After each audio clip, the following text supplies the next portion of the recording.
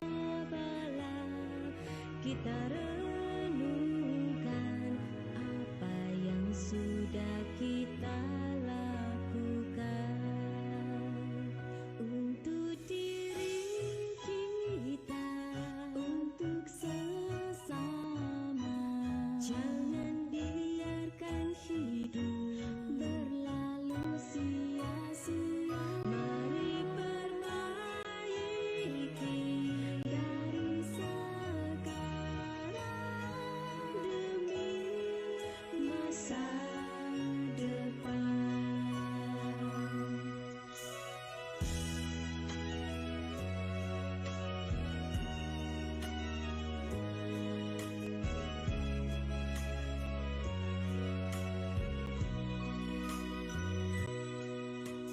Lihat mentari kini bersinar lagi, bertanda satu hari telah berganti.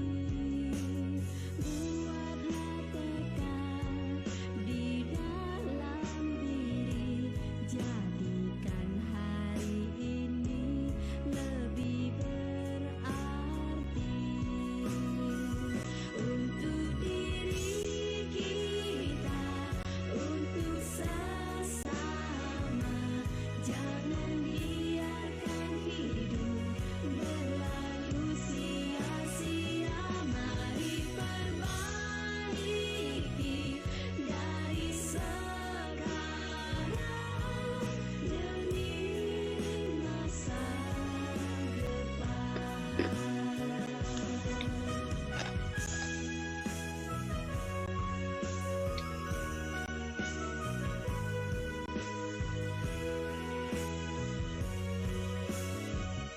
Terima kasih untuk pemimpin kebaktian, untuk Putra. Sukihotu Namo Buddhaya, terimalah salam Dhamma dari saya, Bapak Ibu dan juga seluruh sahabat Dhamma. Dan barangkali di sini juga ada sahabat pembelajar lain, Bapak Ibu yang juga dari kalangan non-Buddhis. Selamat datang di official channel Cetia Panasika. Dan pada pagi hari ini sungguh berbahagia sekali. Kami berhasil mengundang seorang narasumber yang memang luar biasa ya. Jadi untuk Bapak dan Ibu yang sudah bergabung bersama dengan kami di Zoom, silahkan bisa berinteraksi langsung nantinya dengan Ibu Brenda dan juga kita live di YouTube di alamat Cetia Panasika Official. Kita juga live di account Facebook Cetia Panasika. Dan juga ada Medcom Cetia Panasika. Jadi Bapak Ibu silahkan berinteraksi karena waktu yang kita miliki tentunya tidak banyak dan saya akan segera mengundang seseorang yang pastinya kita sudah familiar ya. Jadi kepada Sis Brenda sudah hadir bersama-sama dengan kita ya. Di sini saya bisa melihat, barangkali nanti saya akan kesana kesini sedikit gak apa-apa ya. Ini ada Sis Brenda. Selamat pagi Sis Brenda. Selamat pagi Sis Susi dan semua anggota atau umat dari Cetia Panasika dan juga kepada Bante Sukihotu Namo Buddhaya. Namo Buddhaya. Ya, jadi Bapak Ibu dan teman-teman semua, hari ini memang Sis Brenda cerah sekali ya.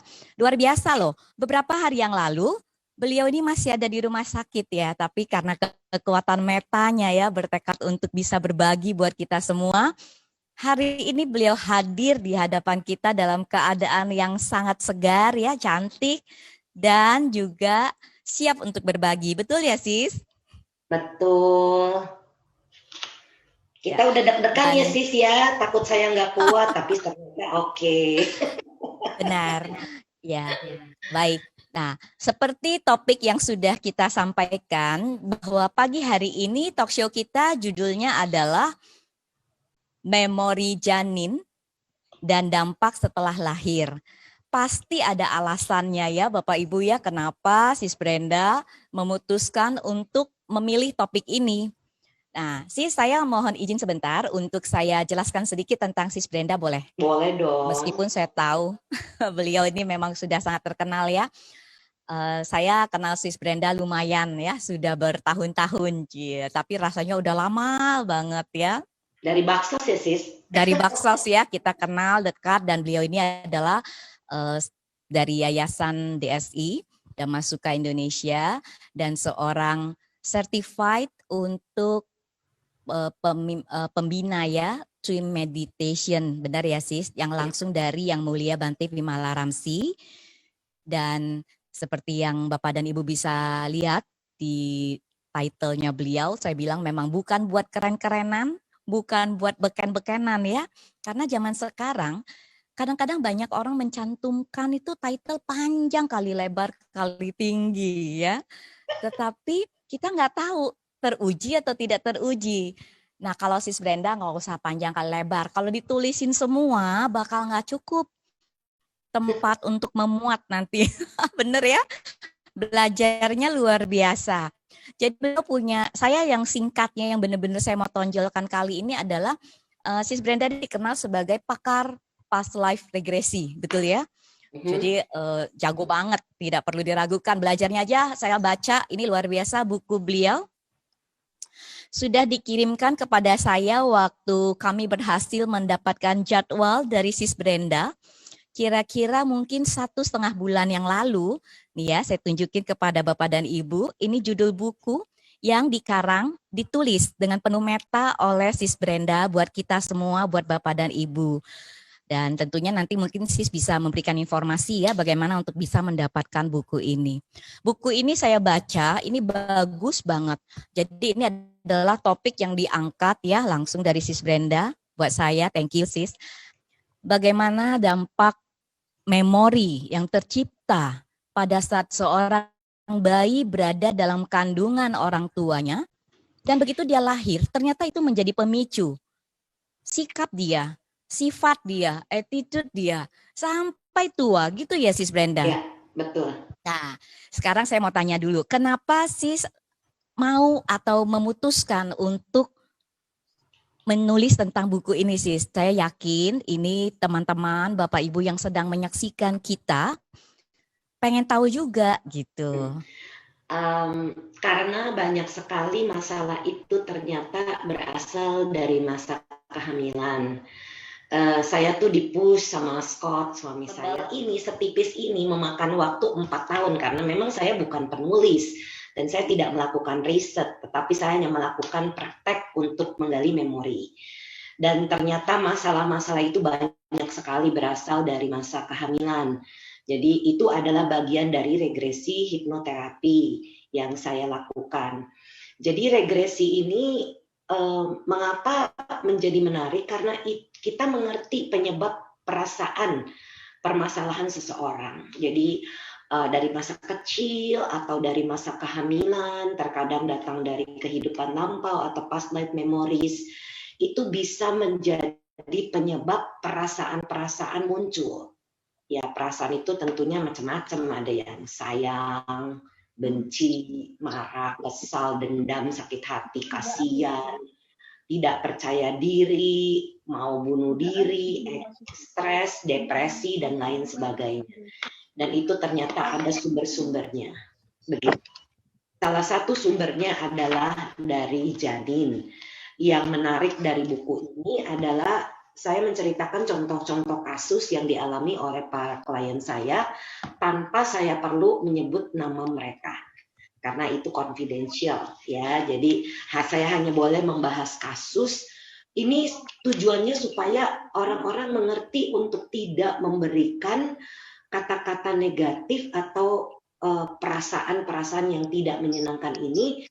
Supaya bayi atau janin yang dikandung ini paham bahwa itu perasaan dia. Terima kasih Sis Brenda. 4 tahun loh Bapak Ibu untuk menulis sebuah buku ya. Tetapi hasilnya wonderful. Memang di dalamnya penuh dengan kisah-kisah inspiratif. Real case ya Sis Brenda ya. Betul Sis. Saya juga turut berbahagia pada saat membaca buku ini. Begitu banyak case-case yang berhasil terselesaikan, solusi-solusi yang luar biasa. Dan perlu saya sampaikan di awal ya, Sis Brenda, nanti ini kan tentunya Bapak Ibu dan teman-temannya kita boleh ya mengajukan pertanyaan seputar Ya. topik yang sedang kita bahas ya. Pasti akan sangat menarik sekali. Saya mau minta Bapak dan Ibu yang saat ini bersama dengan kami, boleh diketikkan, Anda boleh memberikan salam kepada Ibu Brenda yang luar biasa hari ini bersama dengan kita, atau Anda boleh mengetikkan komentar apapun juga. Artinya bahwa saya tahu Bapak Ibu beserta dengan teman-teman semua bersama-sama dengan kami dan mengikuti sesi ini dengan penuh kebahagiaan. Terima kasih.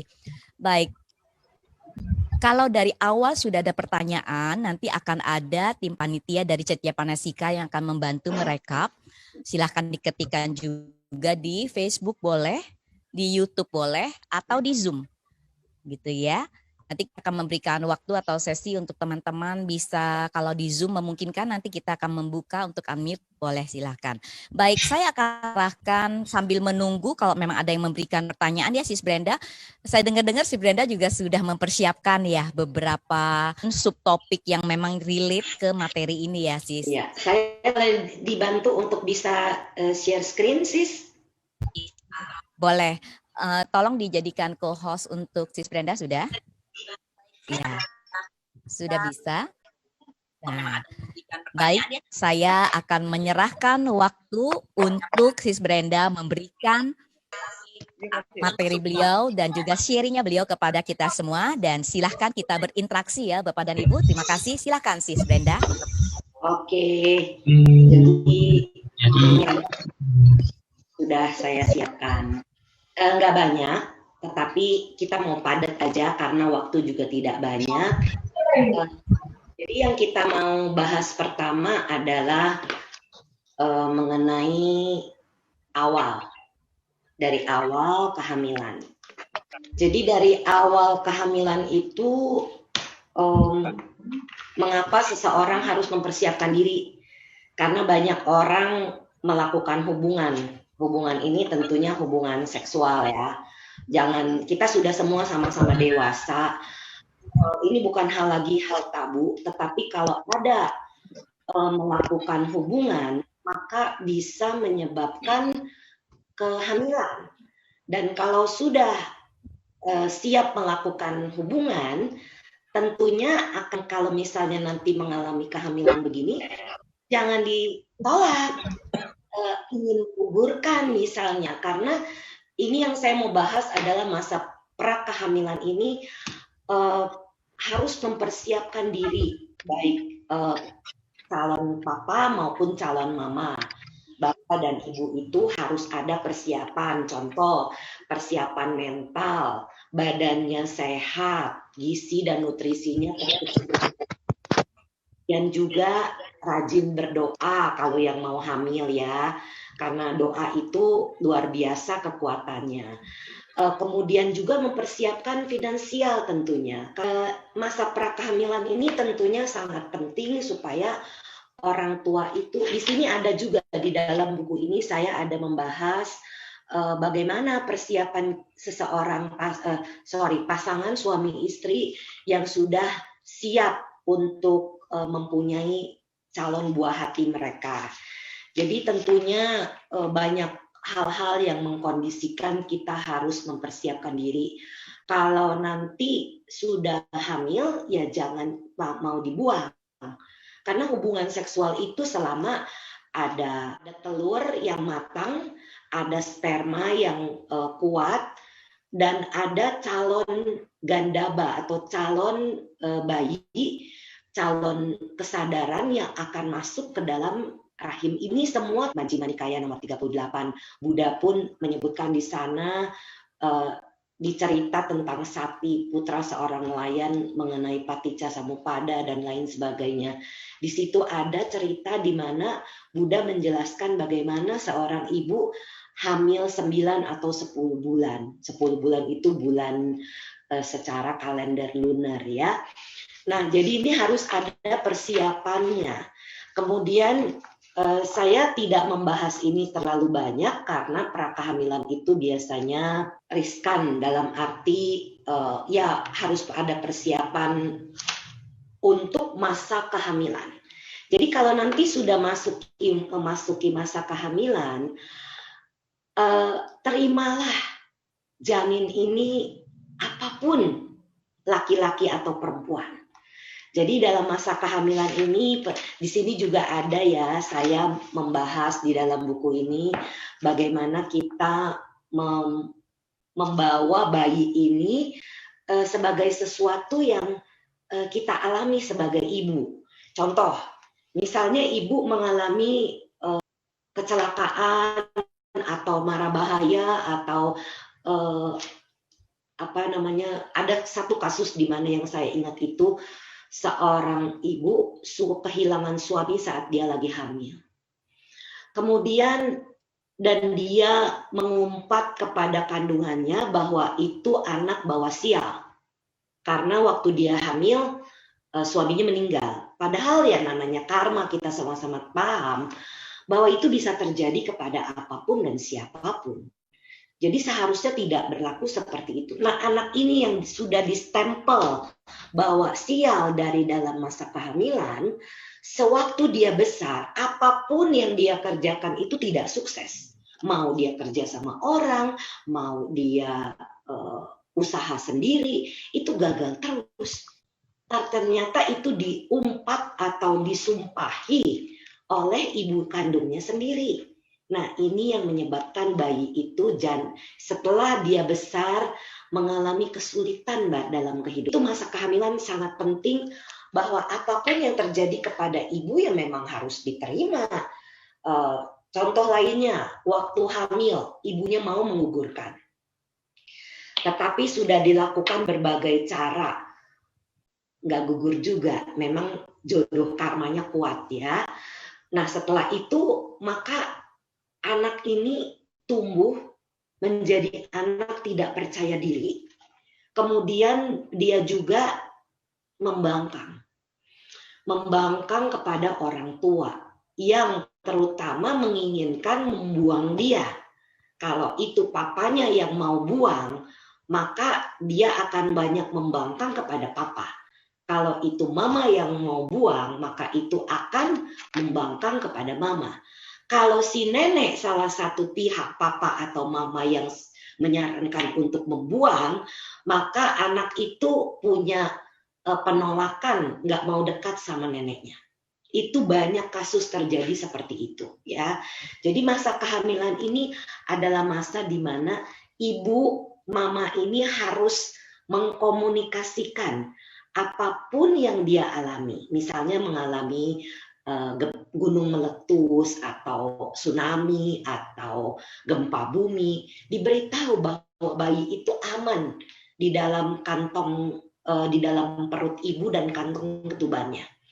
Dan bahwa yang terjadi di luar sana kita tidak punya kontrol, tetapi bayi itu aman dan nyaman berada di dalam masa kehamilan. Ya, seperti itu. Kemudian juga harus diberitahu, harus disayang-sayang, diajak ngobrol, kalau perlu difoto perutnya dari samping setiap bulan melihat perkembangan kehamilannya. Dan kalau ibunya stres, anaknya itu jadi stres di dalam perut ibunya tuh bisa kayak kram ya. Jadi ini sesuatu hal yang sangat super menarik.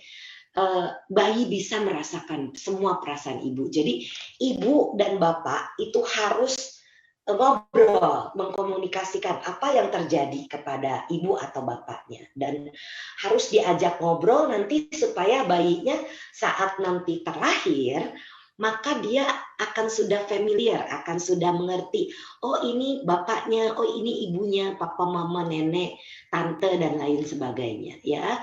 Kakak. Sis Brenda, mohon maaf ada pertanyaan yang masuk ke kita. Nanti kalau memang ada sesi yang saya boleh membacakan pertanyaan, Sis kasih saya informasi ya. Boleh. Sekarang sudah mau ditanya tentang kehamilan? Ya, ada pertanyaan yang masuk. Terima kasih Sis Brenda, Bapak Ibu dan teman-teman yang barusan join bersama dengan kami. Anda mungkin sudah mengikuti penjelasan yang sangat menarik sekali dari Sis Brenda ya, bagaimana pengaruh dari umpatan seorang ibu terhadap bayi yang ada dalam kandungan itu ternyata bisa menyebabkan si bayi ini sewaktu dia terlahir itu menjadi terbawa dalam sikap kesehariannya ya Sis Brenda ya. Sis. Nah, lalu ada lagi tadi yang juga sangat menarik sekali untuk pasangan orang tua yang tidak siap untuk memiliki anak, baik itu secara finansial ataupun secara kesiapan mental, dan sempat terfikirkan apakah dari pihak ibu, ayahnya, atau bahkan keluarga sampai ke nenek itu pun bisa relate kepada si bayi. Ya, Rasa ketidak rasa mau dibuang ya karena aborsi atau dia merasa dia tidak diinginkan kehadirannya di dunia bisa menyebabkan pada saat dia dilahirkan dampaknya ini anak menjadi tidak percaya diri. Wah, ini luar biasa sekali loh karena ternyata hanya sebuah sikap yang kelihatannya tidak terlalu halus sekali ya itu ya, maksudnya mungkin nggak semua orang tahu, yang tahu hanya pihak-pihak betul, Sis. tertentu. Tetapi anak ini lahir membawa rasa tidak percaya diri. Barangkali ada bapak dan ibu yang saat ini mengikuti kami sedang mempersiapkan kehamilan atau bahkan Anda sedang mempersiapkan kelahiran buah hati. Anda patut menyimak ini sampai dengan selesai. Dan barangkali juga di sini ada nenek, ada kakek, oma, opa, tante, om, siapapun Anda punya keluarga yang saat ini menantikan kehadiran buah hati, minta mereka untuk mengikuti sesi ini. Kalaupun tidak bisa ikut live-nya, Anda bisa tonton setelah ini. Baik, pertanyaan yang masuk dari Facebook berasal dari Ibu Fungli. Beliau menanyakan seperti ini. Apakah selama kehamilan janin kita bisa terpengaruh pada keadaan lingkungan yang buruk atau adanya kekerasan yang selalu dilihat pada lingkungan yang ada di sekitarnya? Bisa saja. Jadi tadi itu semua connect dengan perasaan ibu. Perasaan ibunya apa? Makanya kenapa pentingnya meditasi itu? Meditasi itu akan membantu ibu mengalami ketenangan batin. Misalnya ibu nonton film, ibu nonton kelihatan sesuatu, tapi batin ibunya tenang, tidak akan terpengaruh. Tetapi kalau batin ibu yang tidak suka meditasi, itu mudah goncang. Dengan ibunya mudah goncang, anaknya jadi ikut terbawa oleh perasaan ibu. Jadi, wah, Sis Brenda, ya, luar biasa sekali ya. Ternyata meditasi bisa menjadi salah satu solusi ya untuk menenangkan batin si ibu ya. Betul, Sis. Jadi bayi itu semua koneknya sama ibunya. Kan kita sama-sama tahu itu ada koneksi ya dari puser ari-ari itu. Tali plasenta ya, dari seorang ibu ya, betul. Sekaligus feeling dari getaran vibration dari ibu yang ibu rasakan itu dirasakan oleh janinnya. Jadi itu sebabnya kenapa pentingnya seorang ibu itu melatih cipta kasih, belas asih, sampai joy, gembira, senang nih. Aduh, mama tunggu. Kamu berkembang dengan baik ya di dalam perut mama. Seperti itu. Jadi anak dengan baik, sehat dan sempurna, mental dan badan. Senang sekali saya hari ini mendapatkan konfirmasi dari pakarnya Bapak Ibu bahwa meditasi bisa membantu kondisi batin seorang mama atau seorang calon mama terhadap bayinya. Apapun feeling yang dirasakan oleh si ibu itu relate kepada si bayi. Karena sumber makanan, kondisi batin, pikiran, perasaan itu semuanya connect, berada dalam si tubuhnya si mama gitu ya Sis Brenda ya. Betul Sis. Terima kasih. Nah, ada lagi pertanyaan berikutnya juga dari Bu Fungli. Apakah janin bayi dapat terpengaruh sifat dan karakter yang telah sebelumnya dilihat dan disaksikan? Jadi sudah terjawab ya harusnya tadi dari yang disampaikan oleh Sis Brenda. Apapun yang ditonton si ibu. Jadi kalau suka nonton film horor itu dampaknya gimana Sis? Kalau si mama nih berani waktu hamil nontonnya film setan. Nonton yang serem-serem, yang menakutkan, yang menyedihkan tuh jangan. Nontonlah yang fun, yang lucu-lucu. Katanya si mama, kan saya pemberani. Saya nonton film setan, saya suka film setan. Siapa tahu bayi saya nanti jadi pemberani. Ya bisa. Kalau dia tidak ada rasa takut sama sekali ya bisa. Dan sepanjang itu mungkin dikomunikasikan ya. Betul, Nah, ini betul mama sekali. nonton film setan biar kamu nanti jadi anak pemberani gitu ya. Nanti malah anaknya bisa punya kemampuan melihat lagi. Waduh, kalau memang udah bercita-cita dia siapin dari sekarang, jangan-jangan langsung dia ngomong nak jadi anak indigo ya. Punya Oke, anak thank indigo you tuh sis. anak dari alam dewa, itu harus banyak Ah, doa, harus banyak melakukan kebaikan. Dana sila bawana itu harus dilakukan. Jadi anaknya itu anak dari alam dewa yang bisa jadi indigo ah. nantinya. Nah, Begitu. jadi jangan sampai punya pandangan yang salah ya. Nonton film setan supaya anak saya jadi pemberani, bukan. Untuk melahirkan anak-anak yang punya kemampuan luar biasa, yang Ya, baik banget, itu tentu harus dari yang alam dewa, kata Sis ya, Brenda. Artinya tadi disebutkan dana, sila, bawana. Jadi kita harus memang rajin berdana, ya Sis ya. betul, Menjaga betul. sila, betul ya. Ya, Ini hari ini bagus banget loh. Hari ini hari Uposata dan betul. benar-benar kita keberuntungan yang luar biasa bisa mendengarkan Dhamma sharing dari Sis Brenda, ini nyambung banget dana sila bawana. Jadi Ya, benar-benar ya meditasi luar biasa. Thank you so much Sis. ya, Dan ini sama-sama ada sis. lagi kelanjutan dari pertanyaannya. Dari Zoom ada pertanyaan yang diajukan oleh Pak Hermin ya. Apakah ngidam yang parah di masa kehamilan juga akibat pengaruh di kehidupan terdahulu? Dan Bisa, apakah berpengaruh di kehidupan saat ini? Anumodana Sis Brenda. iya, bisa jadi. Misalnya contoh ya, ibunya tidak doyan pete, tiba-tiba kok anaknya bisa makan pete, lagi hamil tuh pengen makan pete, pengen makan jengkol. Ini sesuatu yang nggak masuk akal punya. Bisa seperti itu bawaan anak memang. Jadi kesukaan dia itu ya terbawa terus. Makanya kenapa kita itu memang harus berhati-hati kepada tanha atau nafsu keinginan kita. Karena nafsu keinginan kita itu jangan terlalu diumbar. Makan boleh. Ada salah satu anggota keluarga yang sedang hamil. Tidak boleh makan banyak sama dokternya. Tetapi kita bilang, makanlah yang memang kamu pengen makan, tapi jangan dalam jumlah banyak. Ya, seperti itu. Supaya kenapa? Ada sesuatu yang dia dapat, tetapi tidak diumbar berlebihan. Contoh misalnya dulu suka doyan duren gitu ya. Hamilnya itu nggak kepengen makan duren, bisa begitu. Atau sebaliknya, biasanya nggak suka bau duren itu nggak suka sama sekali. Waktu hamil nyium duren tuh jadi pengen. Itu memang aneh ya.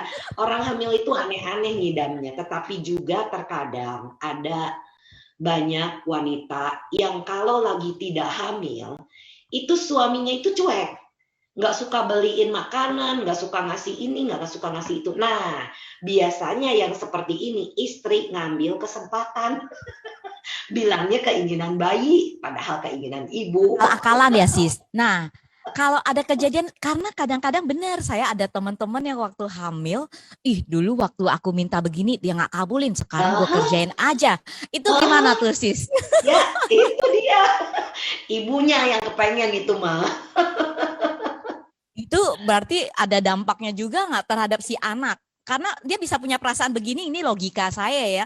Si mama, saya kan nggak kepengen begitu. Kok bilangnya saya maksudnya dijadiin kambing hitam Kambing gitu kan? hitam. Saya kan nggak kepengen makan jengkol. Kok si mama bilangnya kepengen gara-gara jabang bayi nih, jabang bayinya kepengen jengkol gitu. Nah dia bisa punya feeling seperti, kalau itu bisa Sis. Terus dampaknya gimana waktu lahir? Ya, Buat ibu-ibu nih ya, yang kalau suka terlalu musyawadah banyak, waktu hamil. kalau terlalu banyak bisa menjadi mual, nggak suka sama sekali. Tetapi kalau memang itu memang kesukaan dia udah besar pun akan suka makanan seperti itu. Contoh nih, seorang ibu, bayinya itu sewaktu dia lagi hamil makannya roti melulu. Udah anaknya lahir itu nggak suka makan roti. Padahal itu bukan bawaan bayi. Kan aneh. Ada kejadian seperti itu. Jadi, tapi ada juga memang itu bawaan bayi. Jadi kita tidak bisa menjudge seorang ibu hamil. Ibu hamil itu sudah sulit, capek bawaannya, karena ada yang dia bawa di dalam kandungan. Dia harus menjaga hati-hati, dia harus makan dengan baik gizinya. Jadi kita jangan judge deh, Betul. kasih apapun makanan yang dia mau kasih. Itu yang saya biasa lakukan. Ya, jadi Luar supaya biasa. nanti bayinya ini katanya nggak ngileran. Karena katanya Suka ancesan ya sis. ngeces gitu. Jadi ya para bapak-bapak yang nonton saat ini ngikutin kita, kalau lagi hamil si mama udah kasih aja. Kasih aja, betul. Wah ada yang merasa, wah nih Susi parah nih katanya gitu ya. Nggak, tapi memang sis, daripada nanti berarti itu terjadi ya. Di dalam keluarga saya juga, waktu salah satu cici-cici saya itu hamil, pengen sesuatu, tidak kesampaian, itu bayinya itu ngeces aja bawaannya. Berat terus, bisa begitu memang. Jadi itu, Luar biasa. makanya kenapa sejak itu kita paham, apapun yang orang hamil mau makan, kasih. Tapi jangan banyak. Ya, oke. Ada pertanyaan lanjutan dari Bapak Hendro. Apakah trauma dari seorang ibu dapat ditularkan ke janinnya? Traumanya apa? Tergantung trauma, jenis traumanya. Kalau misalnya ibunya itu aslinya memang ada klaustrofobia, takut di tempat tertutup. Terus dia waktu hamil tidak ada terkondisi ada di dalam ruang tertutup karena tidak ada rasa takut. Tidak akan terkena bayinya. Karena itu semua dari perasaan. Tetapi sudah klaustrofobia, terjadi sesuatu, klaustrofobia ini takut berada di dalam ruangan yang tertutup, yang sempit gitu ya. Nah itu bisa terbawa ke dalam anaknya karena sekali lagi anak itu mengambil perasaan ibu. Jadi usahakan misalnya si ibu ini tidak nyaman dalam satu kondisi, janganlah berada di dalam kondisi itu semaksimal mungkin, sebisa mungkin. Ya, supaya anaknya tidak terbawa. Jadi bukan menurun sebenarnya, tetapi anak ini bisa merasakan perasaan apapun yang mamanya, ibunya itu rasakan. Begitu. Iya.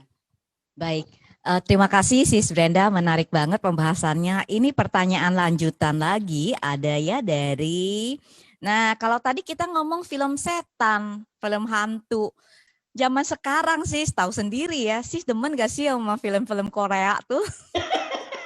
Drakor enggak, saya nontonnya film Thailand. Drakor.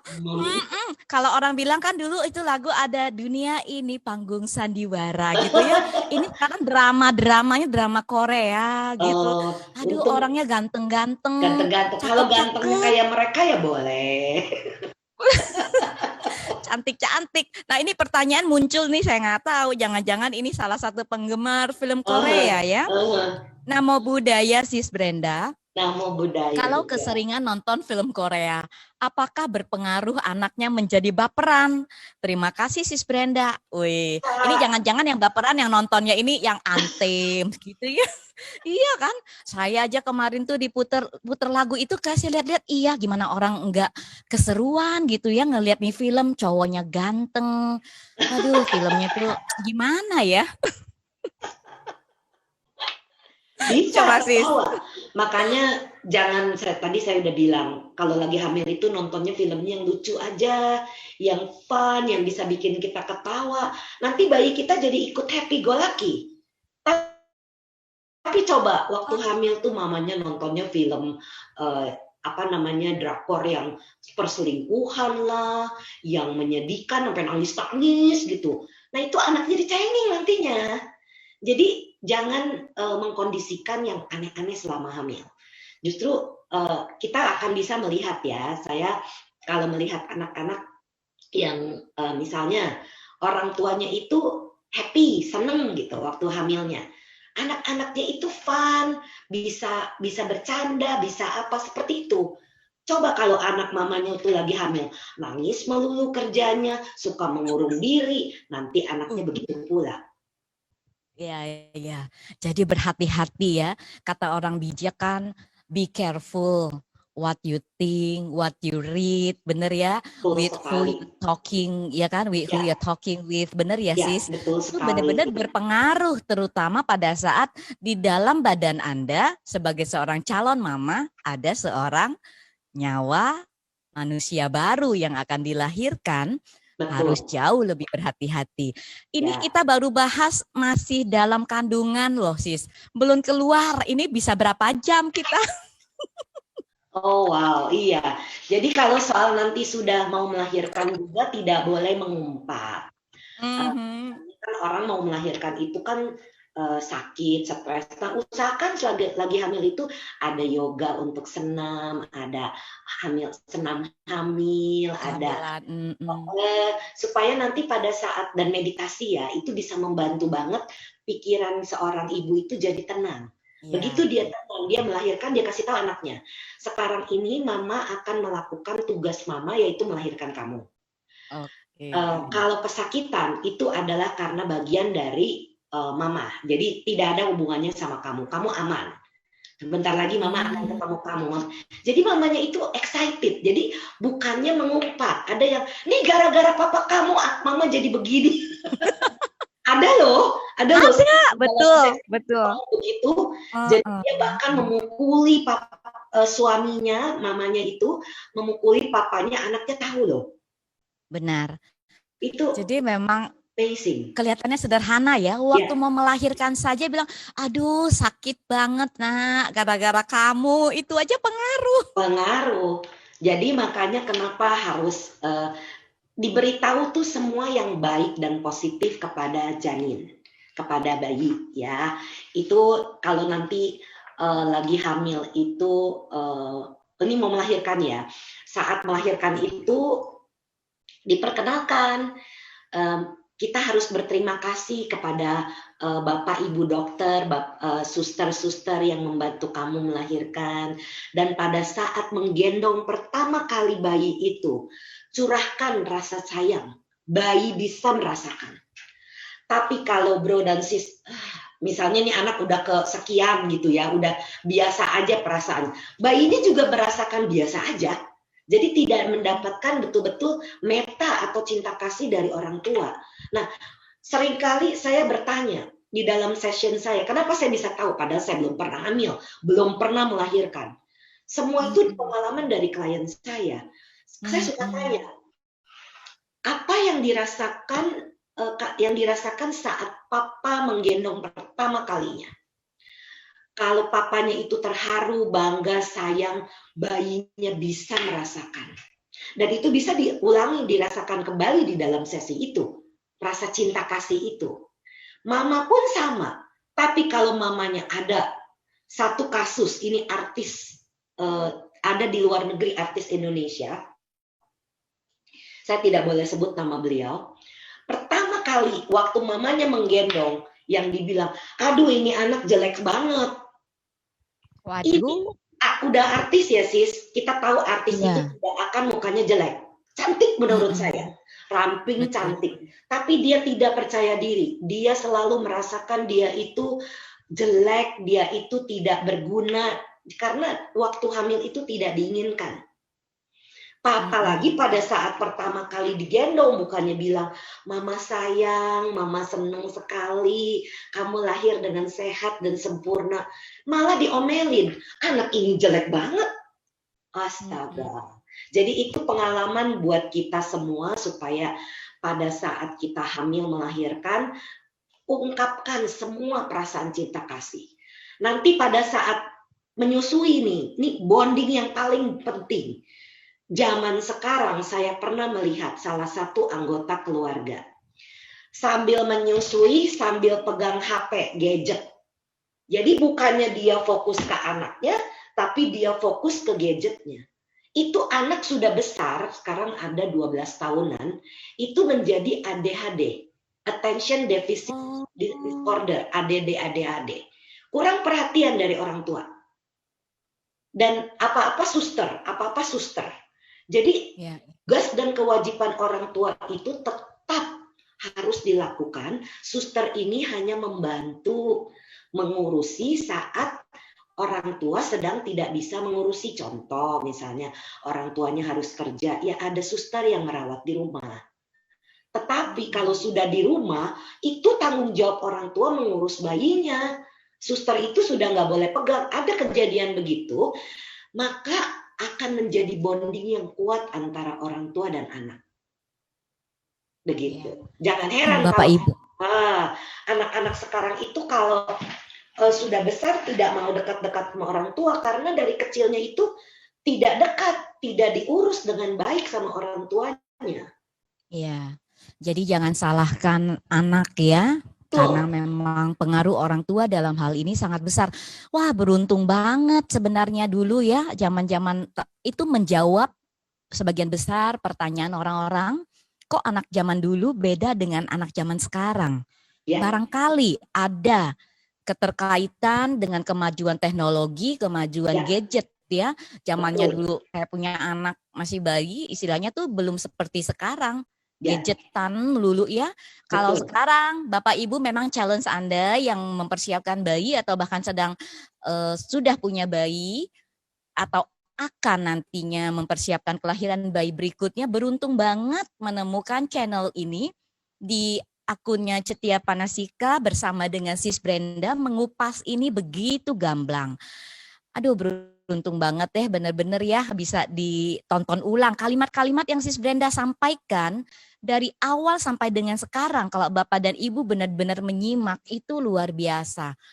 How to talk with the baby di dalam perutnya seorang mama, benar ya Sis? Betul, Sis. Itu kalimat-kalimat yang indah sekali, yang barangkali tidak pernah terfikirkan oleh seorang mama. Dengan bahasa-bahasa itu bisa menimbulkan kenyamanan buat si bayi. Nah, saya mau lanjut untuk pertanyaan, kita rame banget pertanyaannya Sis. Gratis di sini, kalau ke tempat saya bayar Sis. Nah tuh kan, jadi ketahuan dong nyarinya gratisan ya. Memang berjodoh Sis, betul nggak? Dan memang beruntung banget kita berhasil mengundang beliau dan di momen yang tepat ya. 2-3 hari sebelumnya masih di rumah sakit loh Sis Brenda ini. Memang kalau kebajikan itu selalu berbuah tepat pada waktunya ya. Ini ada Sepsina Reski. Ibu Sepsina bilang sangat menarik, terima kasih saya menemukan channel ini. Ya, terima kasih kembali. Dan ada pertanyaan, izin bertanya Bu Brenda, apakah rasa percaya diri akibat memori yang tidak baik semenjak dalam rahim ibunya bisa diperbaiki di masa sekarang dan bagaimana caranya?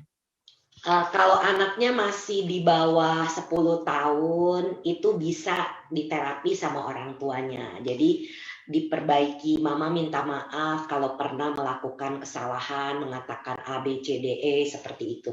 Mama sayang sepenuhnya sama kamu. Itu bisa diberikan terapi oleh orang tua. Tetapi kalau sudah besar, harus mencari terapis. Karena kalau sudah besar itu, dia sudah punya penolakan.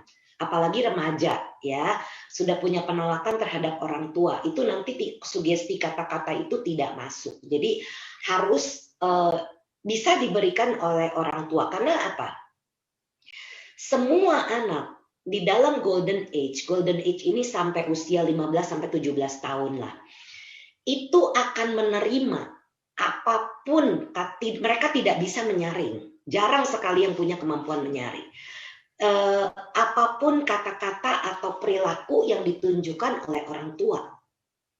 Contoh, saya punya satu anggota keluarga. Saya tidak sebut siapa, tetapi waktu kecil saya melihat dia bilang begini sama anaknya. Kamu kalau sudah besar jangan merokok seperti papa. Tapi sambil begini, sambil merokok. Sudah besar anak itu menjadi perokok. Nah itu dia makanya si mama abis ngomongnya banyak tapi tindakannya nggak mencerminkan ya Sis. Ya betul. Jadi harus sesuai. Orang tua juga tidak boleh bohong. Kalau bohong anak itu akan menjadi pembohong. Karena anak itu mengkopi deh. Kalau kita sudah janji, makanya kalau saya tidak mau suka janji-janji apapun. Kalau kita sudah kepalang janji, kita harus bilang kalau kita tidak bisa menepati janji itu, maka kita harus kasih tahu dan mencari penggantinya. Misalnya contoh, Seandainya saya punya anak, saya janji sama anak saya misalnya, hari Minggu mama bawa kamu ke mall. Kemudian hari Sabtunya mamanya sakit. Harus bilang, maaf ya nak, mama ini lagi nggak sehat. Ke mallnya nanti tunggu mama sudah sembuh, pasti mama ajak kamu. Gitu. Jadi harus cepat dikoreksi, sehingga anak ini tidak akan berpikir mama bohong. Jadi kalau harus berhati-hati kepada janji atau ucapan atau apa. Saya mau menghimbau satu hal. Orang tua rata-rata itu zaman kecilnya tidak mendapatkan kemudahan seperti yang kita dapatkan sekarang. Jadi mereka akan selalu membuat anaknya itu mendapatkan semua yang anaknya mau. Dan itu kesalahan besar.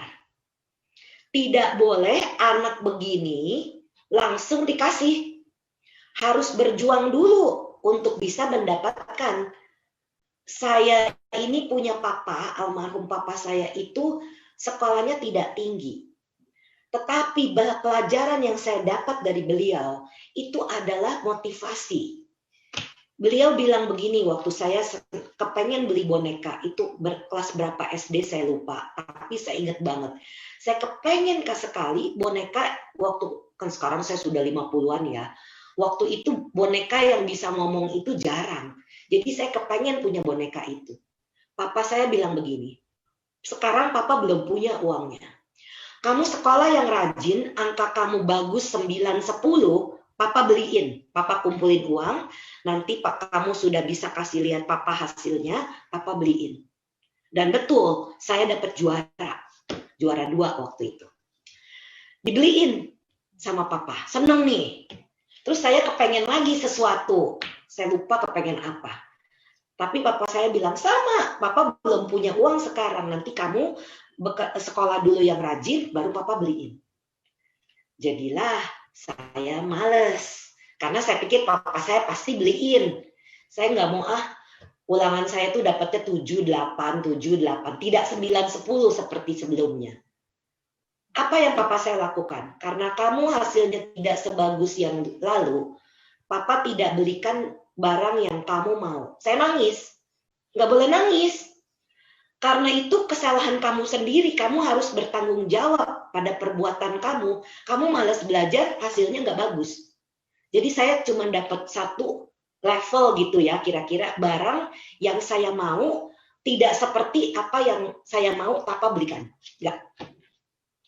Itulah cara mengajar yang terbaik menurut saya. Setua ini saya menghargai bahwa apa yang papa saya lakukan kepada saya itu bukan karena beliau tidak sayang sama saya. Tapi beliau mengajarkan saya untuk bisa berjuang untuk mendapatkan sesuatu. Dan ini diperlukan bagi anak-anak zaman sekarang. Anak sekarang ini nangis dibeliin iPad seorang saat anak 5, iPad 5. No, jangan. Beliin satu, gantian pakainya. Kenapa? Ya. Sekaligus belajar untuk sharing, berbagi sesuatu. Sharing. Ya. Begitu. Wow, ini ya udah masuk ke satu stage lebih tinggi. Karena Sis Brenda baru memberikan tips parenting yang sangat powerful. Jadi beruntung sekali lagi saya sampaikan untuk Bapak dan Ibu yang hari ini masih memiliki anak ataupun cucu yang masih berada dalam usia yang bisa kita dalam tanda kutip kita arahkan pada saat dia masih belum jelas ya, masih ngambang mau ke kiri atau ke kanan, dia masih bingung ya sis, masih bisa diarahkan tentunya oleh orang tua atau oleh anggota keluarga ataupun oleh lingkungan yang paham tentang betapa powerfulnya pikiran, ucapan, serta tindakan itu bisa berpengaruh terhadap mereka. Dan kalau seandainya tidak ada orang-orang seperti itu di lingkungan anak-anak ini, bayangkan masa depan mereka. Jadi kita punya peran yang sangat besar sekali ya sebenarnya Sis Brenda ya untuk membantu bagaimana generasi berikut kita ini jauh lebih baik. Betul sis, itu tujuan saya. Tadi saya menangkap ada bagus banget dari Sis Brenda. di golden age ya tadi ya. Golden age itu kan artinya mereka bisa menangkap informasi apapun begitu cepat dan langsung terekam plus gitu ya sis. Ya. Dalam alam bawah sadarnya dia.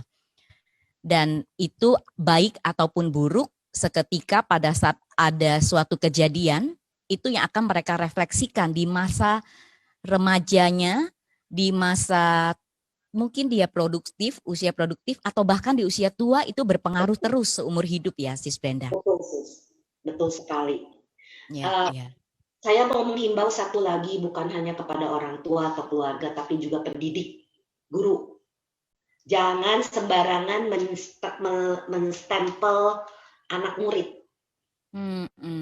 Kejadian Sis, seorang bapak, beliau ini pengusaha. Kaya raya, dia bilang, Bu, saya ini bisa membeli kapal kalau saya mau. Tetapi saya punya kebiasaan buruk, yaitu mengutil, kleptomania. Saya mau melepaskan itu karena saya tidak nyaman mengambil barang. Saya mampu beli apapun. Itu beliau waktu datang ke saya umurnya 40-an tahun. Ada mungkin 9-10 tahun yang lalu. Dan ternyata ketemu waktu dia kecil, entah masih TK atau SD kelas 1, kelas 2. Saya lupa kasusnya, tapi saya ingat ceritanya. Jadi dia itu pinjam pinjam penghapus teman semeja. Dan tidak sengaja dia refleks masukkan penghapus itu ke dalam kotak pensil dia. Kelihatan sama guru.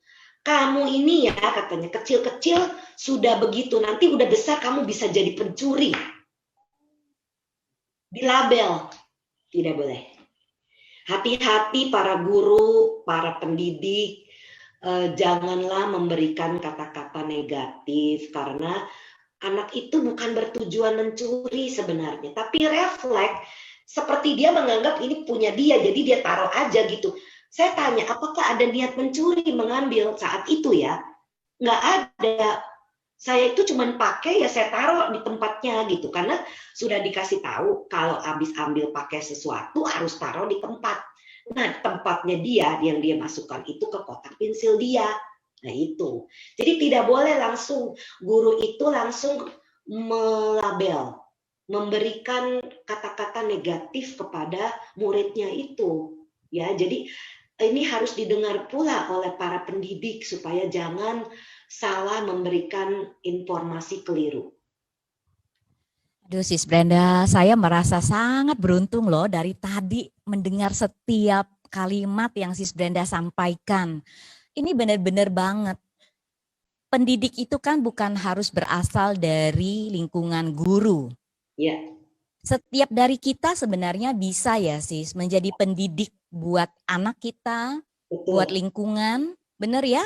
Buat Betul. ponakan mungkin, atau buat siapapun. Artinya pada saat kita berhasil memberikan dampak positif lewat ucapan-ucapan, tanpa melabel sesuatu langsung menjudge, memberikan judgement, itu artinya kita tuh berkontribusi terhadap perkembangan mental dia di masa yang akan datang. Iya.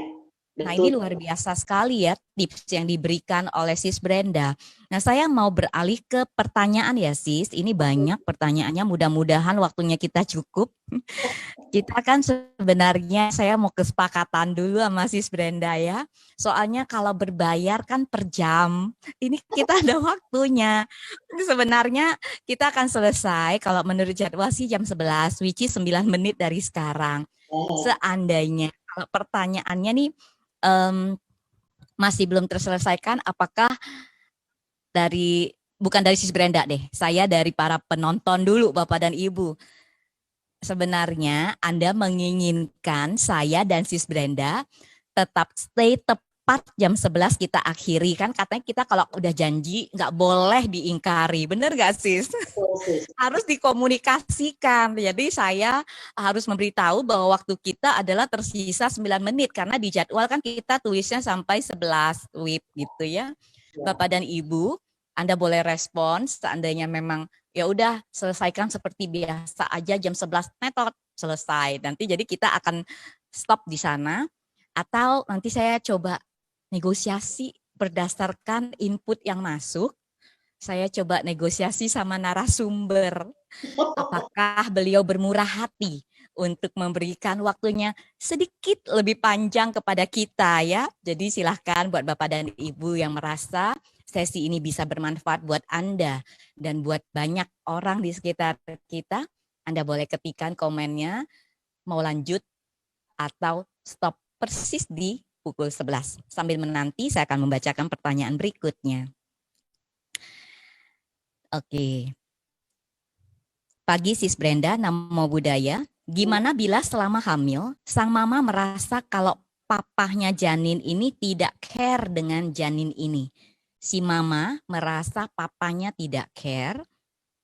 Misalnya pas hamil, perut sang mama tuh jarang diusap-usap. Cie, apa pengusap itu berarti menunjukkan care? Tidak mengusap itu. Ini pertanyaan saya ya sis.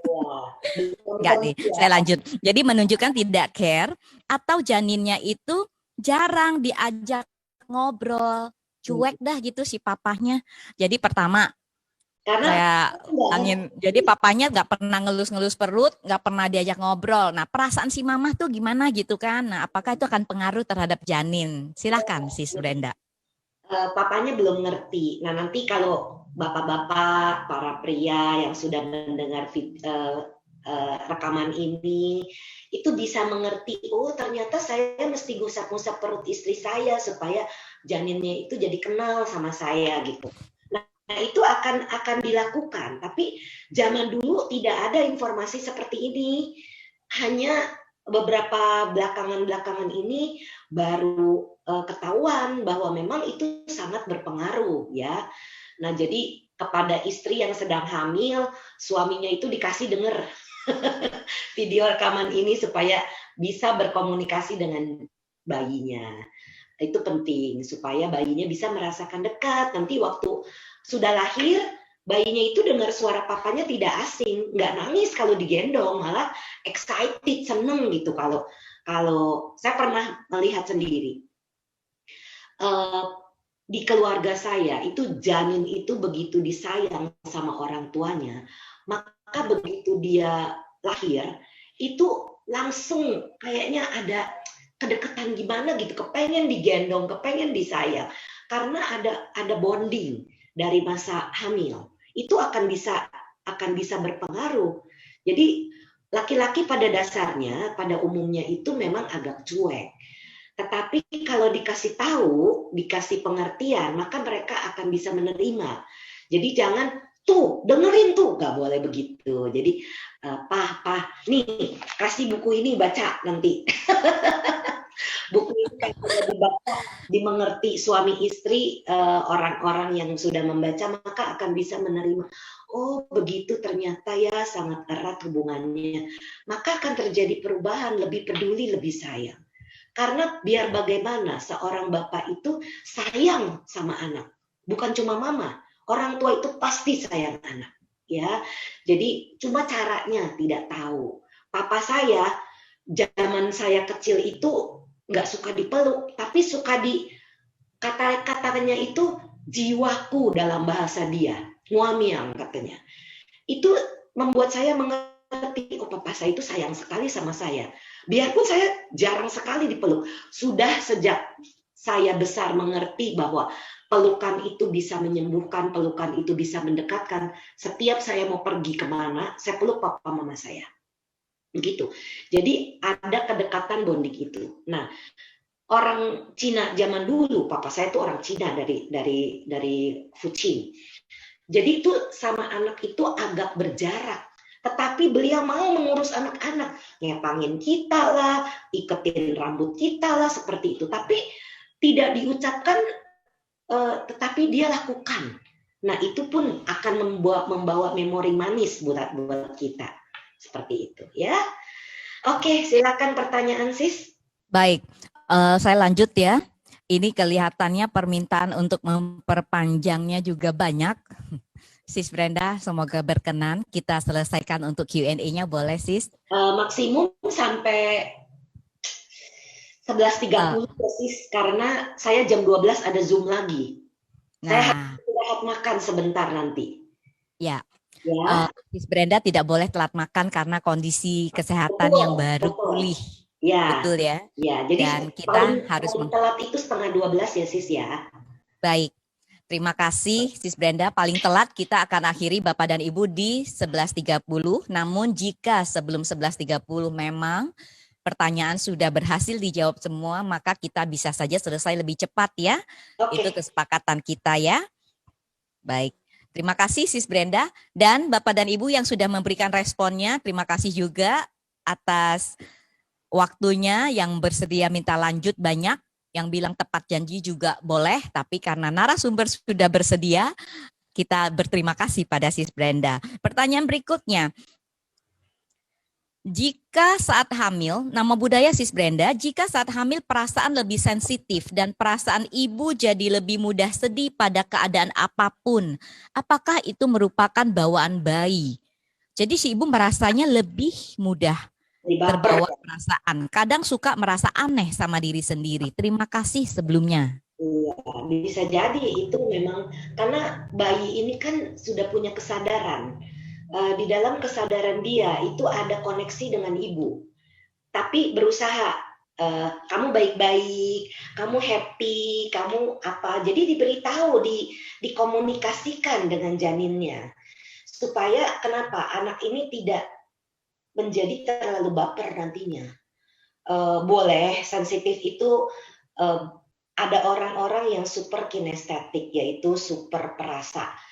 Tetapi bisa disalahartikan oleh lingkungan itu sebagai orang yang terlalu baper yang merugikan dirinya. Jadi ada baiknya orang tua itu, mama terutama mama yang sensitif itu bisa komunikasi. Kamu baik-baik, kamu nyaman, kamu selamat, kamu sehat. Seperti itu. Jadi tidak perlu mengikuti ya, terlalu mengikuti maksud saya. Jadi apalagi suka nangis, cengeng. Nanti anak itu jadi cengeng, jadi gampang nangis. Begitulah kira-kira. Baik, terima kasih. Oh ya, saya mau umumkan untuk Bapak dan Ibu, nanti di terakhir sesi Zoom itu kita akan adakan foto bersama. Jadi kalau memang Bapak dan Ibu mau bersama-sama dengan kita, silakan masuk ke Zoom. Begitu sesi berakhir nanti boleh ya Sis Brenda kita take foto dan nanti kita akan post di akun officialnya Setia Panasika. Oke. Saya lanjut dengan pertanyaan berikutnya yang dari YouTube. Ini ada pertanyaan, oke, ada apresiasi juga. Nama budaya, selamat pagi Sis Brenda, Sis Susi dan sahabat semua. Saya ingin menanyakan jika misalkan mamanya hypobia dan tanpa sengaja berada di keadaan tersebut, mamanya berusaha untuk berani, mengingat supaya tidak takut fobia. Apakah janin tetap bisa merasakan fobia itu? Kalau dikomunikasikan, tidak akan fobia. Jadi diberitahu, yang takut ini adalah mama. Kamu di dalam ini baik-baik, kamu nyaman, kamu berani. Jadi itu sebabnya kenapa pentingnya dikomunikasikan. Jadi saya selalu ingatkan untuk selalu berkomunikasi dengan janinnya. Jadi perasaan takut apapun itu harus kita beritahu bahwa ini adalah perasaan mama, bukan perasaan kamu. Kamu itu sehat, normal, segala macam kata-kata positif diberitahu kepada janinnya. Baik diucapkan maupun lewat pikiran, itu bayi tetap bisa merasakan getaran atau vibrasi itu. Baik, Sis Brenda, terima kasih. Sekarang kita beralih ya ke pertanyaan berikutnya. Pertanyaan berikutnya, oke, terima kasih banyak Bu Brenda, ilmu yang sangat berharga bagi calon ibu. Saya sungguh beruntung. Ada komen dari Sepsina Reski. Saya ingin bertanya kepada Sis Brenda, bagaimana jika anak yang datang adalah musuh masa lampau dan menagih hutang karma kepada kedua orang tua? Apa yang sebaiknya dilakukan oleh orang tua yang mendapatkan anak yang bandel, kemudian troublemaker? Wah, berat nih pertanyaannya, Bisa jadi. Ya kita harus menerima namanya anak, nggak ada yang namanya bekas anak kan. Jadi kita harus bisa, itu yang tadi saya katakan. tetap memberikan perasaan sayang, tetap bersabar dan memaafkan. Karena kebencian tidak akan berakhir apabila dibalas dengan kebencian. Kebencian hanya bisa berakhir bila dibalas dengan cinta kasih. Ini adalah hukum abadi yang kita bisa dapatkan dari Dhammapada, ya. Dan itu benar sekali karena sebagai praktisi Brahma Wihara, meditasi cinta kasih dan sampai tenang seimbang, saya bisa merasakan perasaan-perasaan itu saat ada misalnya ada orang membenci saya. Yang membenci itu dia menderita. Apakah saya mau terbawa oleh kebencian dia? Tidak. Tetapi justru saya pancarkan cinta kasih, semoga pikiran kamu tenang, semoga kamu bisa memaafkan saya, semoga kamu damai. Malah kita mendoakan semua doa kebaikan untuk dia. Jadi kalau dia mau jahat sama kita itu urusan dia, bukan urusan kita. Jangan terpancing. Karena kalau kita terpancing, apa bedanya kita sama dia?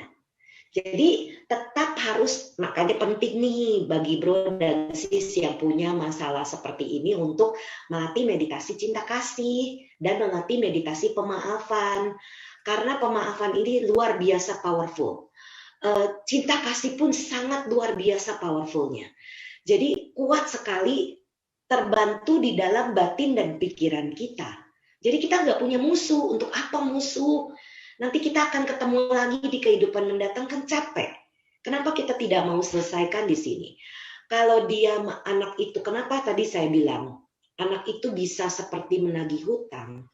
Karena memang ada hal yang kita pernah salah keliru lakukan kepada dia dulu. Ya, ada contoh. Saya jadi ingat satu kasus, boleh ya sih saya bahas sedikit ya? Silahkan Sis Brenda. Waktu saya masih tinggal di Amerika, ada seorang ibu datang kepada saya, dia pengen melepas kebencian dia kepada ibunya, bule nih, mamanya. I hate my mother all my life. Benci sekali kepada ibunya sepanjang kehidupan dia, sampai ibunya baru meninggal beberapa minggu sebelum dia ketemu saya. Saya menggali memori dia, dari mana asal kebencian ini? Karena nggak wajar anak benci sama orang tua. Ternyata masuk ke dalam masa waktu dia kecil. Waktu dia mau minta dekat dipeluk sama ibunya, ibunya bilang, tidak bisa sekarang karena sedang menyusui adik bayi. Dia mulai itu pemicu kebencian. Tapi saya bingung kenapa saya lupa usia berapa, 2 atau 3 tahun dia, sudah bisa punya kebencian seperti itu. Dari mana lagi asalnya? Saya gali lagi memorinya, masuk ke past life.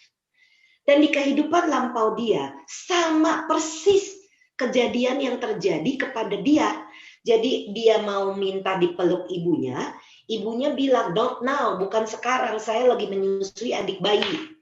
Jadi dari situlah kebencian. Anak kecil tidak mengerti. Dengan penolakan itu dia pikir ibunya nggak sayang sama dia. Jadi dia benci sama ibu dan adiknya. Yang sekarang di kehidupan ini jadi ibu dan adik dia juga. Dia menangis sejadi-jadinya. Saya menyesal karena begitu membenci ibu dan adik saya karena ketidakmengertian saya. Dan itu dia repeat lagi di kehidupan ini sampai dia mengerti bahwa oh ternyata bukan mamanya nggak sayang, mamanya sayang kok sama dia. Tapi karena bibit kebencian itu sudah dia bawa dari masa lampau, itu terbawa lagi di kehidupan sekarang. Yang dia mengerti sesungguhnya ibunya itu sayang kepada dia. Saya bawa dia ke masa dia sebelum ada adiknya. Waktu dia ada di dalam kandungan ibunya. Jadi dia datang kepada saya 2 sesi kalau saya tidak salah ingat. Saya bawa ke dalam masa kehamilan, di mana ibunya itu sayang sekali kepada dia. Cuma karena ada adiknya, nah ini makanya ibu-ibu itu harus hati-hati pada saat mau menyusui atau menggendong atau memberikan perhatian kepada anak nomor 2, 3, dan seterusnya. Harus memberitahu kepada si kakak-kakak ini bahwa dia tetap sayang sama mereka, cuma karena mau menyusui, nanti akan dipeluk. Itu tidak dilakukan oleh mamanya karena dia tidak mengerti, ya. Jadi itu sebabnya kenapa sebagai orang tua harus yang sudah mengerti nih dari tips yang saya berikan sekarang ini, kita harus bisa memberikan cinta kasih kita seperti yang di dalam Karania Metta Sutta. Seorang ibu itu memberikan cinta seperti memberikan cinta kasih kepada putranya yang tunggal. Dan ini adalah hal yang saya lakukan kepada semua murid meditasi, kepada semua asmen-asmen saya menganggap mereka itu semua anak saya.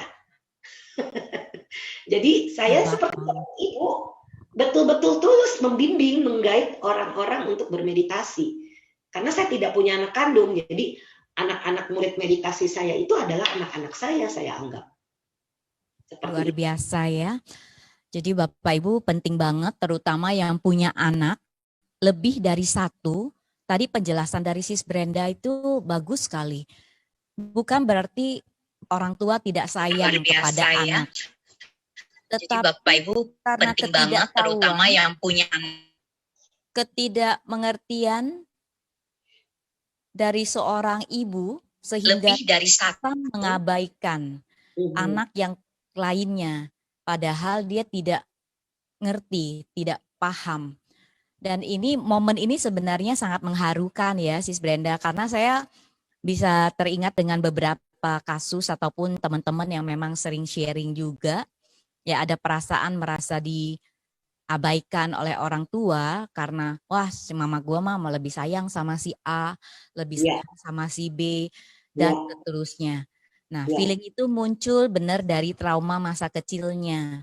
Nah, kita bicara yang di kehidupan sekarang, belum lagi kalau ternyata yang tadi Sis Brenda sampaikan begitu digali di past life-nya kasus yang sama juga.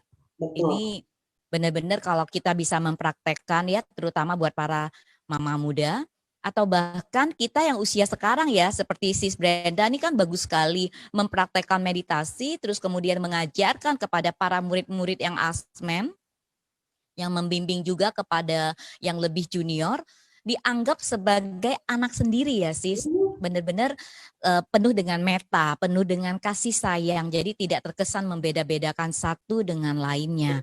Baik, Bapak dan Ibu, apakah sampai di sini Bapak dan Ibu masih ada yang mau ditanyakan? Karena sementara pertanyaan semua sudah saya tanyakan langsung kepada Sis Brenda ya. Ada ya, Cimeni di mana? Oh, ada yang WA ya. Ini saya begitu banyak jalur komunikasi.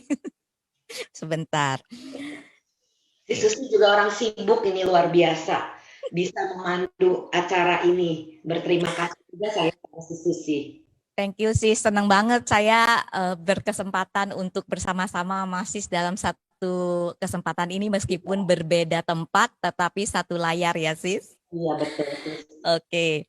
Cimedi ada pertanyaan, siang Sis, tadi ada contoh, misalnya saat hamil papahnya meninggal, apakah ada kaitannya antara sumpah-sumpah negatif orang tua terhadap janin, seperti anak sial, dengan karma si bayi atau anak tersebut? Karena tadi dikatakan kalau dalam kandungan disumpahi sial, maka anak itu lahirnya sudah dewasa akan selalu sial. Nah, gimana kaitannya dengan karma si anak? Ya tentunya ya. Jadi anak ini dia merasa dia nggak mampu, merasa nggak bisa. Jadi itu yang dia bawa ke dalam subconscious dia, bagian dari kesadaran dia. Nah itu dia makanya kenapa tidak boleh disumpahi, apalagi kata orang itu, kata-kata dari mama itu adalah kata-kata yang paling manjur.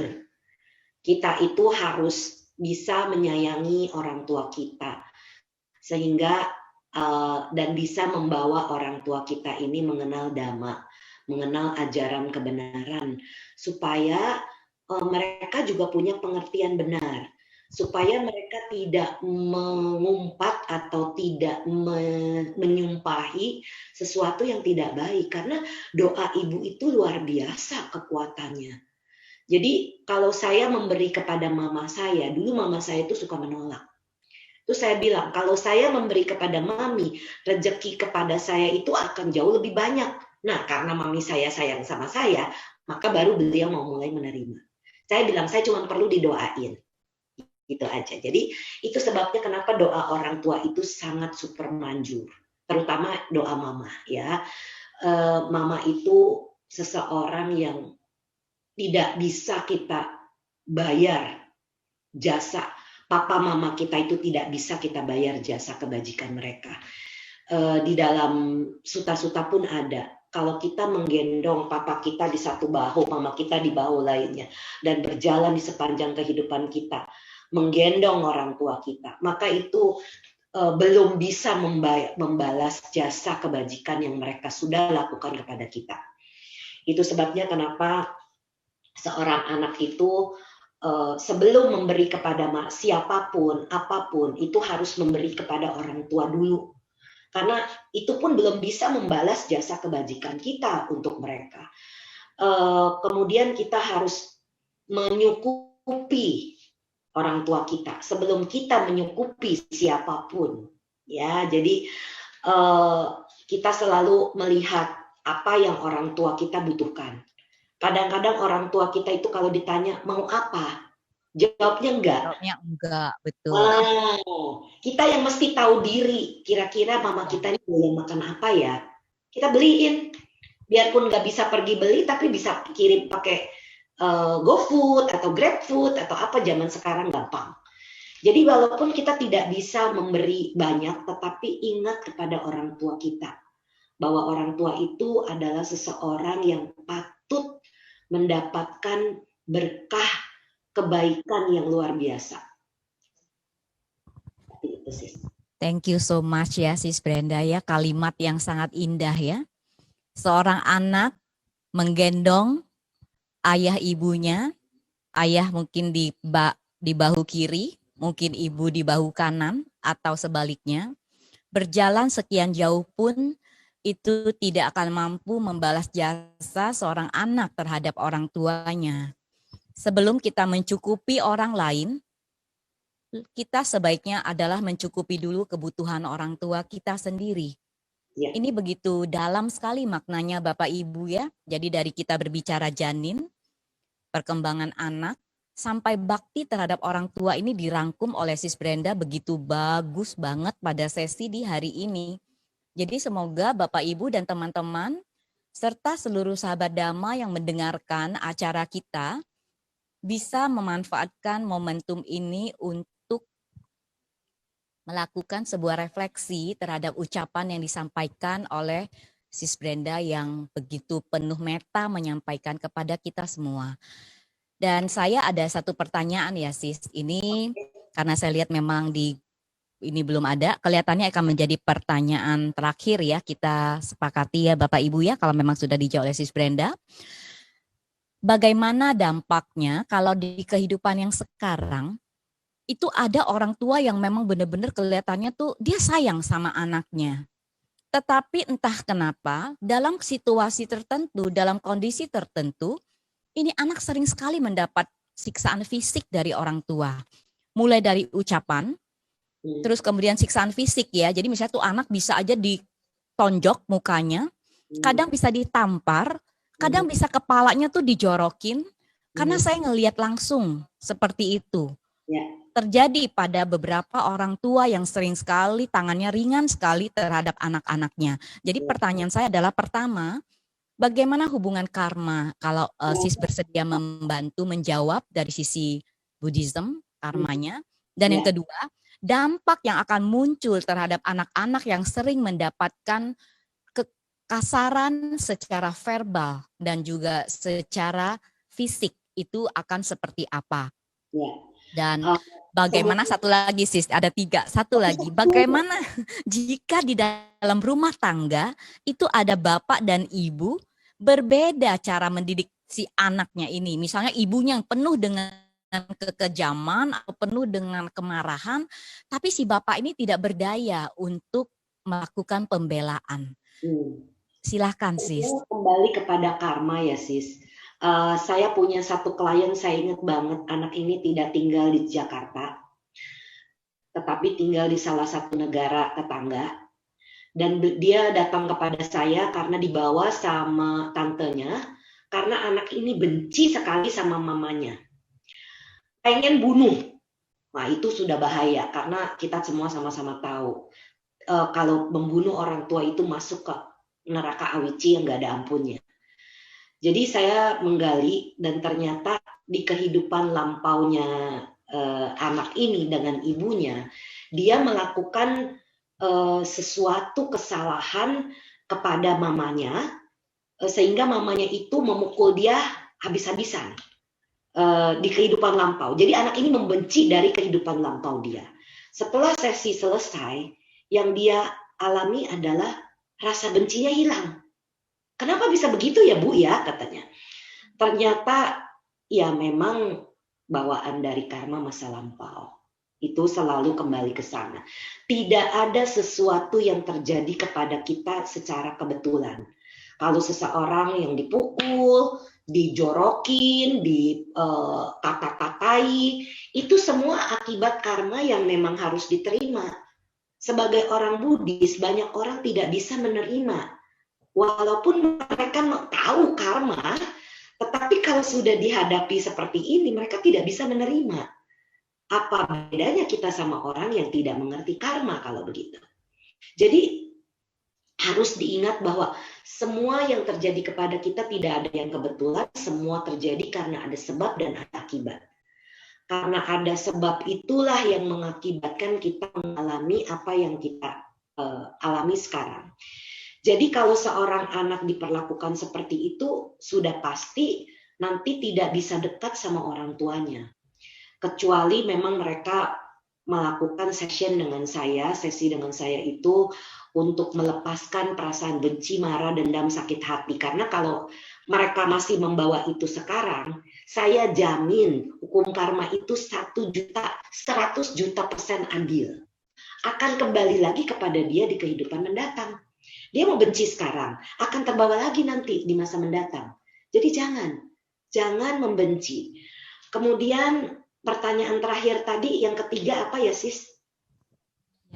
Maaf Sis, tadi mungkin kepanjangan. Iya. Jadi yang ketiga itu mereka ini kan sekeluarga.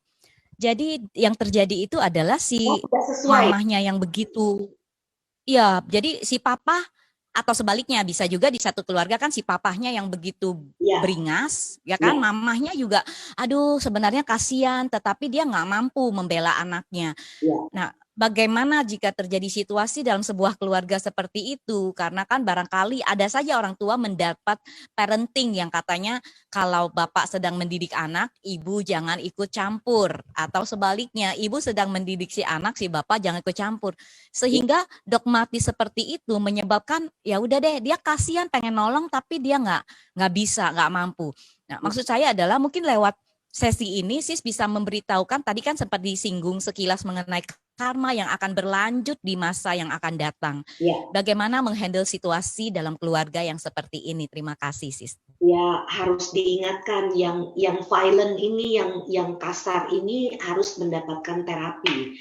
Karena kemungkinan dia ini mendapatkan hal yang sama dari orang tuanya. Sehingga seringkali kita itu membawa ini sebagai turun-menurun. Kalau kita sudah punya pengertian dhamma yang baik dan benar dan mempraktekkannya, maka kita tidak akan menyakiti orang. Itu termasuk pelanggaran sila pertama. Sila pertama itu tidak hanya membunuh, menyakiti makhluk hidup dengan sengaja, itu pun terkondisi pelanggaran sila pertama. Jadi kalau kita sudah Buddhis, kita sudah menjalankan sila kita, maka kita tidak akan mau menyakiti. Ya, jadi itu sebabnya kenapa orang-orang yang kasar, yang yang menderita seperti ini, itu harus dibawa untuk melakukan terapi atau meditasi. Karena saya pernah punya seorang klien, beliau ini kalau ngomong suka kasar, sehingga di keluarga tidak nyaman, orang tuanya, jadi dia dan suaminya suka berantem.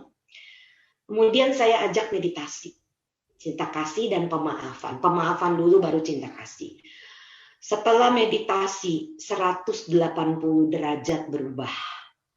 Berubah itu karena dia bisa punya metta, punya karuna, punya cinta kasih, punya welas asih yang besar, batin dia bisa tenang seimbang, sampai bisa tembus.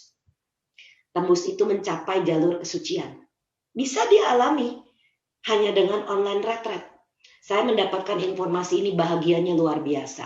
Karena yang mengajar salah satu asmen melapor kepada saya, Sis Brand, orang ini mengalami A, B, C, D, E. Wah, itu luar biasa bahagianya untuk saya. Karena terjadi perubahan besar. Nah, itu sebabnya kenapa kita itu, biarpun beliau ini tidak melakukan sesi regresi dengan saya, tetapi beliau konsul online dengan saya. Sekeluarga waktu itu.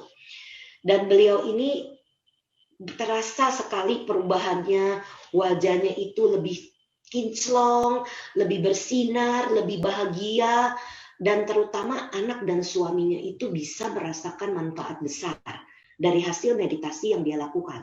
Dan dia lagi rajin meditasi. Ya, jadi kalau tidak mau sesi regresi, meditasilah. Cinta kasih itu bisa mengubah banyak hal, luar biasa. Ini saya bukan menjual Twin, tetapi pengalaman saya dengan para asmen, itu kalau kita lagi sharing itu kita bisa tersentuh. Karena mengubah hidup orang. Dan inilah yang kebahagiaan tertinggi yang seperti saya bilang tadi, seperti seorang ibu. Dengan tulus itu rasanya luar biasa kebahagiaan yang bisa dialami. Ya, jadi ini yang saya mau himbau kepada bro dan sis yang mendengarkan, latihlah meditasi. Terutama cinta kasih, Brahma Wihara, yang bisa mengubah kita secara kepribadian kita ini luar biasa. Jadi itu yang bisa dilakukan oleh si papa dan si mama, yang kalau papanya belum mau meditasi, mamanya dulu yang meditasi. Nanti mamanya berubah, papanya ikut.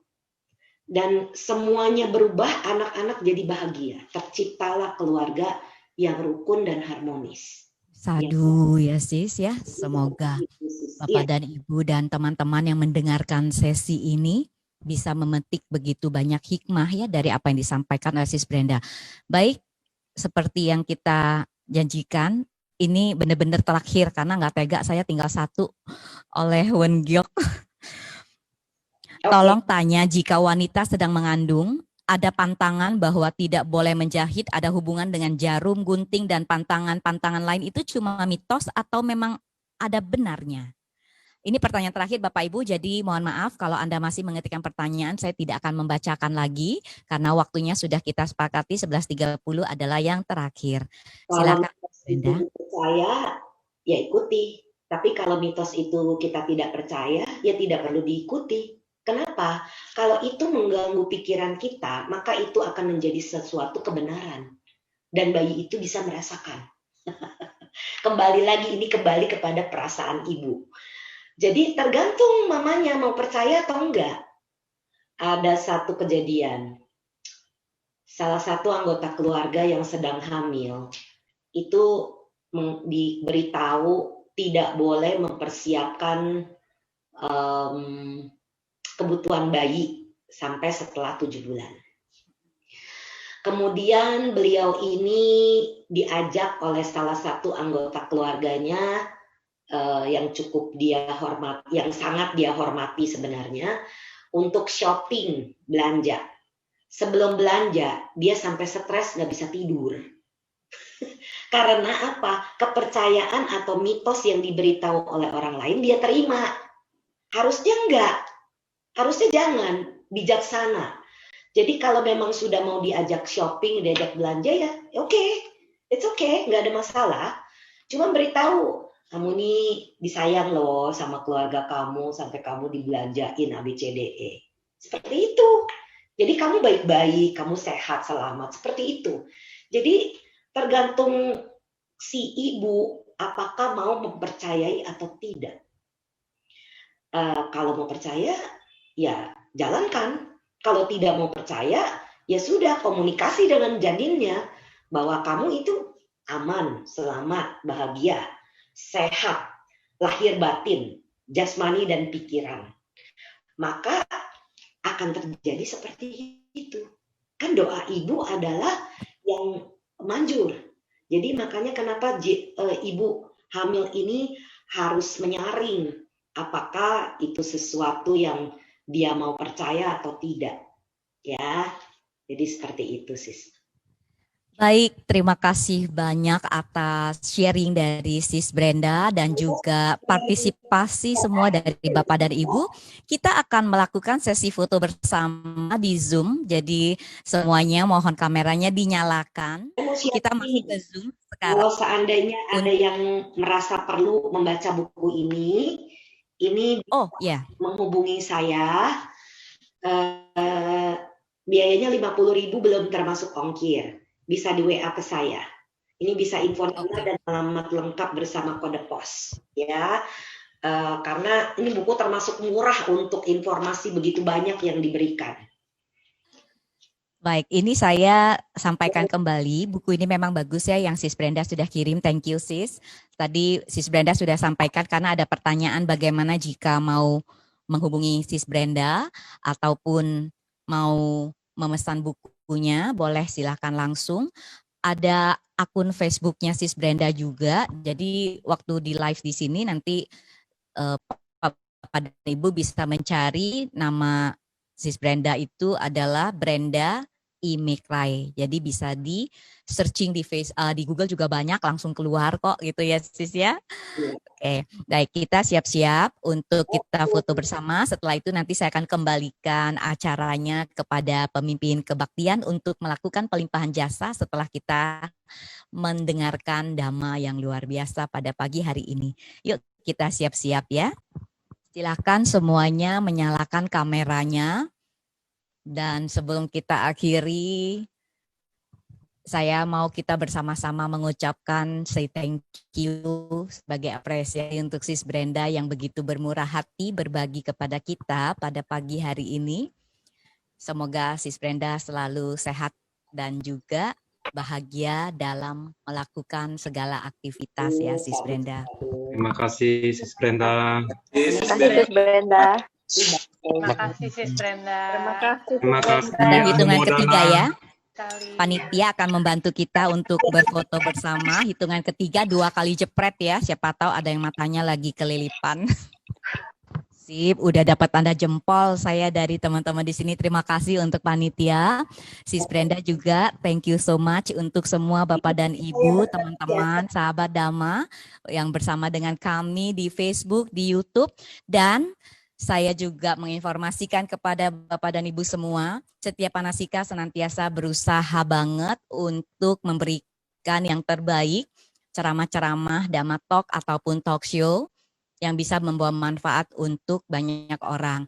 Nah, kami perlu feedback, perlu masukan juga dari Bapak dan Ibu semua. Seandainya acara ini bermanfaat, Bapak Ibu boleh ketikkan, dan seandainya ada usulan topik apa yang Bapak dan Ibu ingin disampaikan atau dibawakan oleh Cetya Panasika juga silahkan diketikkan di Facebook boleh, di YouTube boleh. Dan Sis Brenda, thank you so much sekali lagi. Apakah ada yang mau disampaikan sebagai penutup untuk semuanya? Saya mau berbagi jasa ya Sis ya. Izinkan saya berbagi jasa. Oke. Silahkan. Terima kasih atas kesempatan sharing dhamma yang diberikan kepada saya hari ini. Semoga bermanfaat bagi yang hadir, yang terlihat maupun yang tidak terlihat. Semoga semuanya ikut berbahagia dan bisa menerima informasi ini dengan baik. Dan saya mohon maaf apabila ada kata-kata, pikiran, dan perbuatan yang pernah saya keliru lakukan, baik dalam kehidupan ini maupun di kehidupan-kehidupan lampau. Semoga saya bisa dimaafkan dengan tulus. Semoga yang menderita bebas dari derita. Semoga yang merasa takut bebas dari rasa takut. Semoga yang berduka menghapus semua dukanya. Dan semoga semua kelegaannya. Semoga semua makhluk berbagi jasa yang telah kami peroleh untuk memperoleh semua jenis kebahagiaan.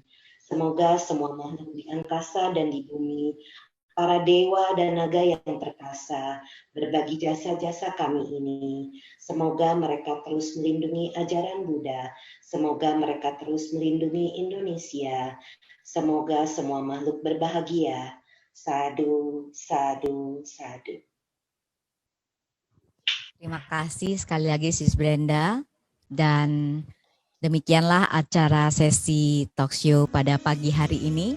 Terima kasih kepada Yang Mulia Bante Dhamawudo sebagai pimpinan dari Cetia Panasika yang senantiasa berupaya untuk menyajikan materi-materi yang bermanfaat untuk banyak orang dan untuk kebahagiaan semua makhluk.